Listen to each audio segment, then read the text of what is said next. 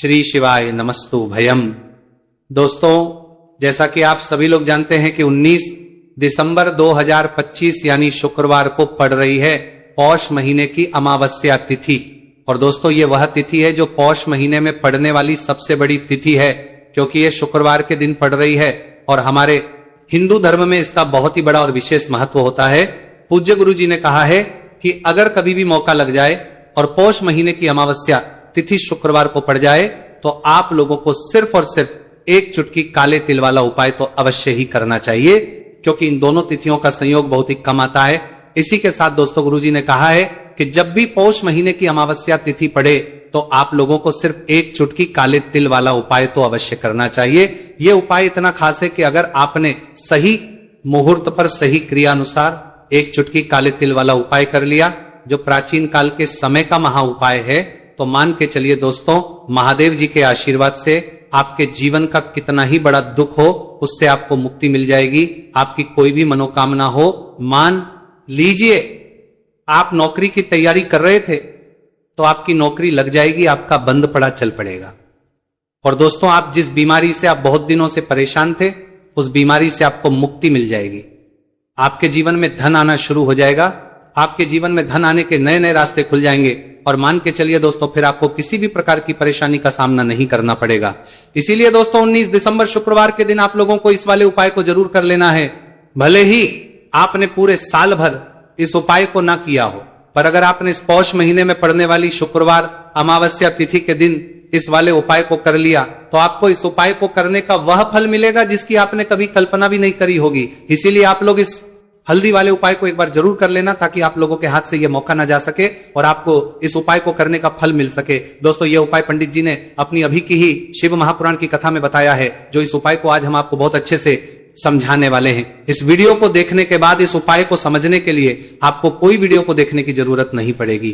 तो दोस्तों, इस उपाय को आपको कैसे करना है, कब करना है, कहां पर करना है और उपाय को करते समय आपको किन किन गलतियों को नहीं करना है और आपको किन किन बातों का ध्यान रखना है, ये सारी जानकारी हम आपको इस वीडियो में देंगे। तो चलिए भक्तों, उपायों को शुरू करते हैं। अगर आप भी चाहते हैं कि महादेव जी का आशीर्वाद आप पर सदैव बना रहे तो वीडियो को लाइक करें, चैनल को सब्सक्राइब करें और कमेंट बॉक्स में हर हर महादेव जरूर लिखें। और अपने फायदे के लिए, गरीबी दूर करने के लिए वीडियो को पूरा देख कर जाना। यदि आज आपने वीडियो को बीच बीच में से देखा, काट काट कर देखा, तो जीवन में आपको कभी सफलता हासिल भी नहीं होगी। देखिए दोस्तों, ये 19 दिसंबर शुक्रवार का दिन यह इतना खास होता है, इतना महत्वपूर्ण होता है।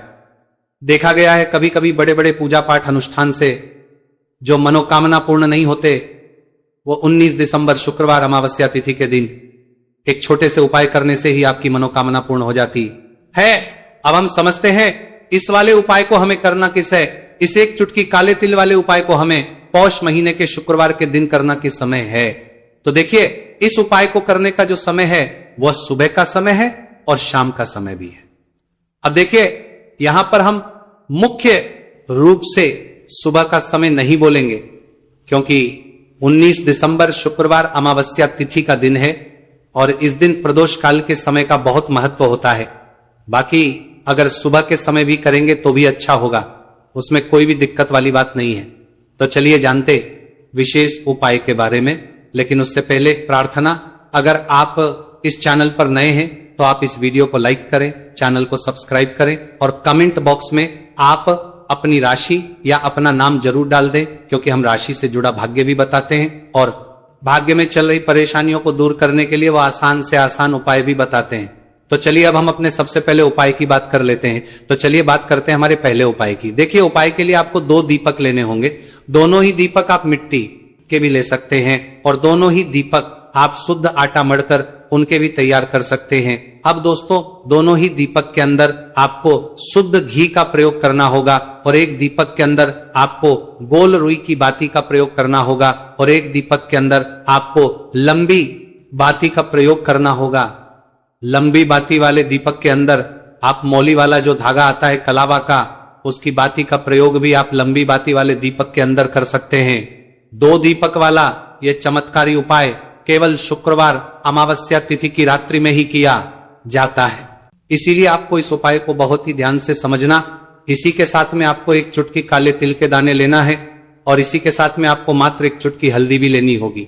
अब दोस्तों ये सभी सामग्री लेकर के आपको रात्रि के समय पहुंच जाना है अपने घर में।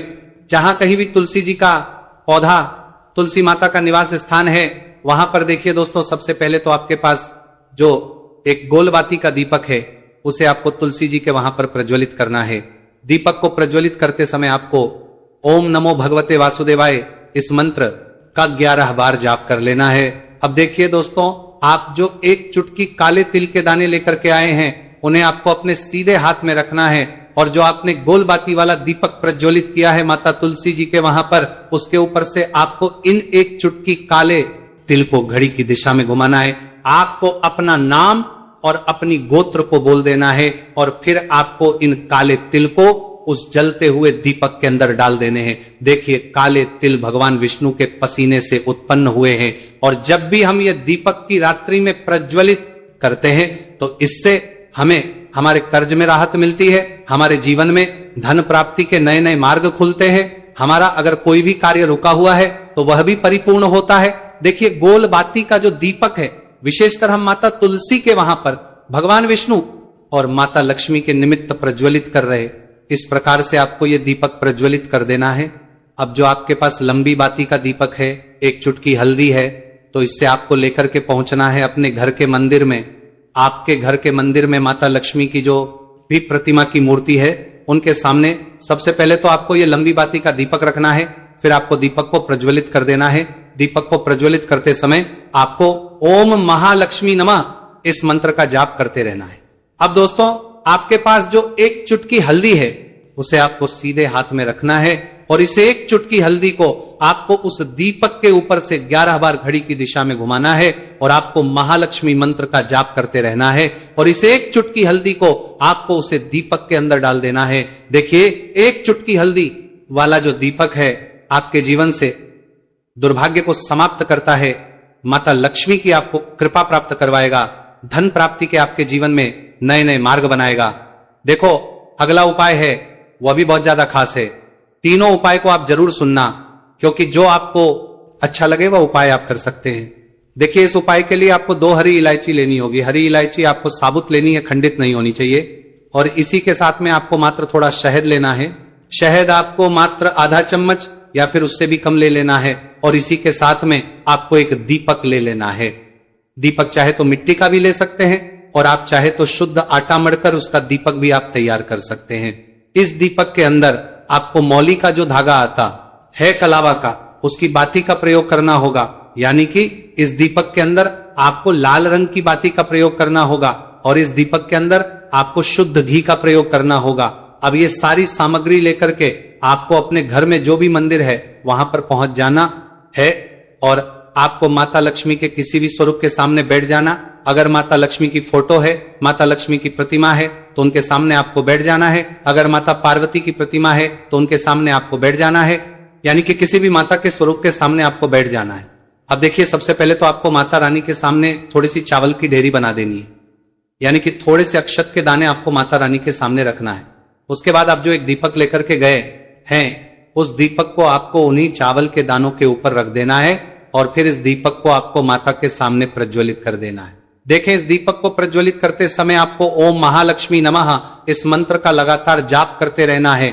दीपक को प्रज्वलित करने के बाद आप जो 2 हरी इलायची लेकर के गए हैं उसमें से एक हरी इलायची को तो आपको उसी दीपक के अंदर डाल देनी है, और वहीं पर आपको कम से कम 21 बार ओम महालक्ष्मी नमः इस मंत्र का जाप कर लेना है। अब आपके पास जो शहद है और एक हरी इलायची है उसे सीधे आपको लेकर के पहुंच जाना है। भगवान शिव के मंदिर में पूज्य गुरुजी ने बताया है कि यह उपाय आपको सिर्फ और सिर्फ शाम के समय ही करना होगा। शाम को जब भी सूर्यास्त का समय होता है तो उस समय आपको यह उपाय करना है।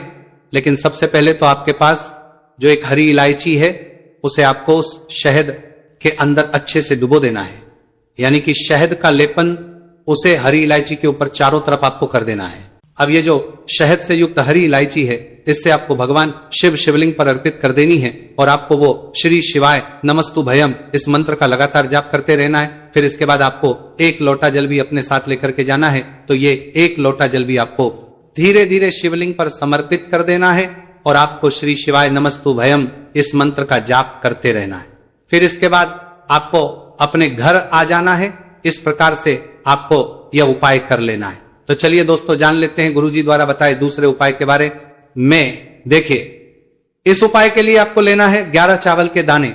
गुरुजी ने कहा है चावल के दाने खंडित नहीं लेने हैं, बिल्कुल साबुत होने चाहिए। उसके साथ में आपको लेना है एक बेलपत्र। बेलपत्र का भी एक नियम है, अगर आपके पास बेलपत्र नहीं है तो आप शिवलिंग से उठाकर उसको पुनः शुद्ध जल से धोकर इस्तेमाल कर सकते हैं। इस प्रकार आपको बेलपत्र लेना है। इसके बाद आपको एक लोटा जल लेना है। अब यह सब लेकर आपको जाना है महादेव के मंदिर में। देखो, अब आपको उत्तर साइड में खड़े हो जाना है और सबसे पहले आपको एक बेलपत्र अपने हाथ पर और 11 चावल दाने रखकर शिवलिंग के ऊपर अपना नाम और गोत्र बोलते हुए समर्पित कर देना है और ओम नमः शिवाय श्री शिवाय नमस्तुभयम का लगातार जाप करना है। अब आपको जो एक लोटा जल साथ में लेकर आए थे उसे धीरे धीरे बेलपत्र और चावल दाने के ठीक ऊपर आपको समर्पित करते जाना है और शिव पुराण के मंत्र श्री शिवाय नमस्तु भयम का 11 बार जाप करना है और अपनी मनोकामना बोलते जाना है। देखो, बस छोटा सा उपाय करना है, देखना एक दिन आपके सब काम बनने लग जाएंगे। गुरुजी का बहुत ही विशेष उपाय है। चलते हैं तीसरे उपाय की तरफ। देखिए, इस उपाय के लिए आपको एक तांबे के पात्र के अंदर सबसे पहले अपने घर से शुद्ध जल लेना है। फिर इसी के साथ में आपको मात्र थोड़ा सा शहद लेना होगा। शहद आपको आधा चम्मच या फिर उससे भी कम लेना है और इसी के साथ एक प्यारी सी बेलपत्र ले लेनी है। बेलपत्र यदि आपको नहीं मिल पाती है तो भगवान शिव के शिवलिंग पर चढ़ी हुई बेलपत्रों को आप पूर्ण शुद्ध जल से धो करके उपयोग कर सकते हैं।